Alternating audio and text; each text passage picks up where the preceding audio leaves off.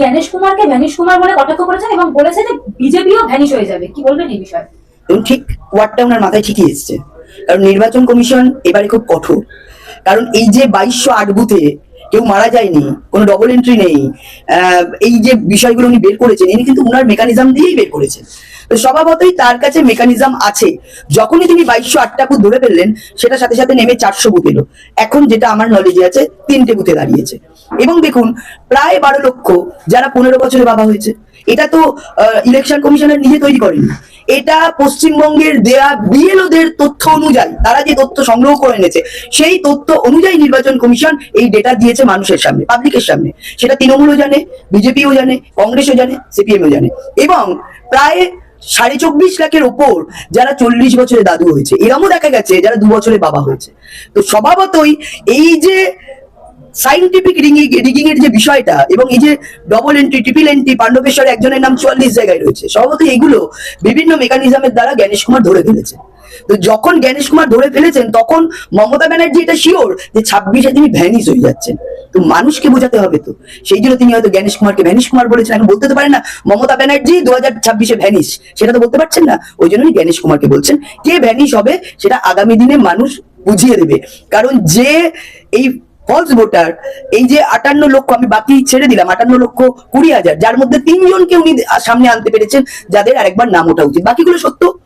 ঠিক আছে, তো স্বভাবতই এদের ভোটেই উনি জিততেন। বিধানসভাগুলো ফলো আপ করলে আপনারা দেখতে পাবেন যে নাম বাদ গেছে আর যারা জিতেছে তারা কত ভোটে জিতেছে। তো এটা একদম চোখের সামনে পরিষ্কার উনি দেখতে পাচ্ছেন যে 2024-এর নির্বাচন তৃণমূলের বিসর্জন। তো তার থেকেই তিনি এই ধরনের কথা বলছেন। মুখ্যমন্ত্রী গঙ্গাসাগরে একটি বীজ তৈরি করবেন সাধারণ মানুষের সুবিধার্থে। মুখ্যমন্ত্রী ভোটের আগে মানুষকে ভাওতা দেওয়ার এটা একটা পরিকল্পনা। কারণ হচ্ছে ব্রিজ করতে গেলে যা যা প্রয়োজন, যেরকম কেন্দ্রের থেকে পারমিশনের প্রয়োজন, ওখানে রাস্তার প্রয়োজন, তো জমি অ্যাকোয়ার করা প্রয়োজন, কোনোটাই উনি করেননি। এত তাড়াতাড়ি 2026-এ ভোট, এখন এসে এত তাড়াহুড়ো করলে উনি করবেন কি করে? মানুষকে ভাওতা দিতে গেলেও তো কিছু তথ্য লাগে, সেই তথ্য কি উনার কাছে আছে? সেই ব্যবস্থা কি উনি করেছেন? সেই জন্য উনার ভাওতাতে মানুষ আর পা দেবেন না। এখনো অব্দি যেভাবে চারিদিকে নদীগুলো যেভাবে বাঁধ দেওয়া হয়নি, কেন্দ্র থেকে টাকা এসেছে কিন্তু বাঁধ হয়নি, একের পর এক একটু বর্ষা এলেই সমস্ত একদম হরপা বাঁধ থেকে শুরু করে সব প্লাবিত করে ফেলে। তো আগে বলুন, আগে উনি সিপিএম এর সময় বলতেন ম্যানমেড, এখন উনার বেলায় বলছেন প্রাকৃতিক দুর্যোগ। তো স্বভাবতই যেগুলো এসছে আগে সেইগুলো ইউটিলাইজেশন করুক, সেইগুলো আগে ঠিক করে তৈরি করুক, তারপরে উনি নতুন পরিকল্পনার কথা ভাববেন, যদি সেটা কখনো স্বপ্নেও তিনি দেখে থাকেন। গঙ্গাসাগর মেলা থেকে মমতা বন্দ্যোপাধ্যায় বলছেন, এই দেখুন গঙ্গাসাগর প্রকল্প আপনারা কি করেছেন, নবরঙ্গা করেছেন, বিজেপির উদ্দেশ্যে বলছেন। দেখুন, কুম্ভ মেলাকে উনি মৃত্যু কুম্ভ বলেছিলেন, এটা কেউ ভুলে যায়নি। তো আজকে উনি গঙ্গাসাগর করছে মৃত্যু কুম্ভটাকে চাপা দেওয়ার জন্য। আজকে উনি নতুন করে গঙ্গাসাগর হতো তো, দেখুন গঙ্গান্ন, নবান্ন, হতদরিদ্র অন্ন, মানুষকে বিভিন্ন মানে যেভাবে মানুষকে তিনি মানে প্রবঞ্চনা করছে, তার ভাষা এখানে বলার মতো জায়গা আছে কিনা আমি জানি না, তার জন্য আলাদা করে ডিকশনারি দেখতে হবে। তো আজকে সেই কুম্ভকে মৃত্যু কুম্ভ বলার ফলে আজকে সেটাকে তিনি ভাবছেন সামনে ভোট, হিন্দুদের উপর অনেক অত্যাচার করেছি, হিন্দু ধর্মকে গন্ধা ধর্ম বলেছি। উনার এমএলএরা তারা বলছেন যে হিন্দু হয়ে জন্মানোটা দুর্ভাগ্যের, এই পশ্চিমবঙ্গের অর্ধেক মানুষ উর্দুতে কথা বলবেন, তিনি তো তখন কোনো উত্তর দেননি। যখন এই হুমায়ুন কবির বলেছিলেন যে 33% হিন্দুকে আমি ভাগীরথীর জলে কেটে ভাসিয়ে দেবো, তখন তো মুখ্যমন্ত্রী কোনো কথা বলেননি। আজকে নতুন করে গঙ্গাসাগর করে তিনি কি বোঝাতে চাইছেন যে আমি হিন্দু? মানুষ ওনাকে চিনে ফেলেছে। এই জন্য হিন্দু ধর্ম যদি গন্ধা ধর্মই হয়, আজকে কেন তিনি এই গঙ্গাসাগর মেলা করছেন, প্রশ্ন তার কাছেই আমার থাকলো। বন্দ্যোপাধ্যায় তো বলছেন যারা ধর্মের বলতে পারে না তাদের থেকে তিনি কোনো ধর্ম শিখবেন না।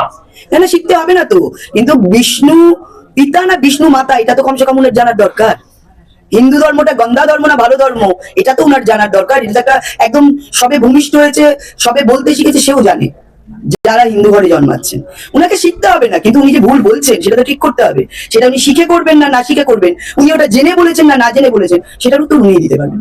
বিপত্তারিণী দেবী নাকি বাংলাকে বিপদের হাত থেকে মুক্ত করবে, সেটা উনি এই কথা বলেছেন, মানে বিপদ বলতে উনি বিজেপিকেই বোঝাচ্ছেন। এই বিষয়ে কি বলবেন? দেখুন, মাতা বিপত্তারিণী বিপদ থেকে রক্ষা করেন। তো স্বভাবতই যারা এই এবং হিন্দুদের দেবী এই বিপত্তারিণী, তো স্বভাবতই হিন্দুদের যারা রক্ষা করছে, হিন্দুদের নিয়ে যারা রাস্তায় নামছে, হিন্দুদের জন্য যারা কথা বলছেন, তারাই যে এই পশ্চিমবঙ্গ ডক্টর শ্যামাপ্রসাদ মুখার্জি যে হিন্দুদের জন্য এই আবাসযোগ্য ভূমি ছিনিয়ে এনেছিলেন, তার দলই যে রক্ষা করবেন, এটাই স্বাভাবিক, এটাই মানুষের মনের বিশ্বাস এবং এটাই আগামী দিন হবে।